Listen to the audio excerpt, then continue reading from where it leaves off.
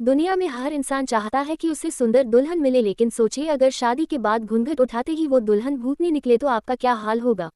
आपका तो पता नहीं, लेकिन भारत के बिहार राज्य के दरभंगा जिले में एक नेहरा नाम का गांव है जहां ऐसा ही कुछ हुआ है। आइए आपको पूरे किस्से पर लेकर चलते हैं। नेहरा नाम के इस गांव में स्थानीय लोग बताते हैं कि बहुत साल पहले इस गांव में एक नौजवान की शादी हुई और वो जब वापस दुल्हन लेकर लौट रहे थे उस समय में डोली में बिठाकर दुल्हन को विदा करने का प्रचलन था। जब डोली उठाने वाले रास्ते में थक गए तो उन्होंने उस डोली को एक पेड़ के नीचे रख दिया और आराम करने लगे और उनकी आंख लग गई। कहा जाता है कि इसी दौरान एक भूतनी ने उस दुल्हन को मारकर उसके शरीर पर कब्जा कर लिया।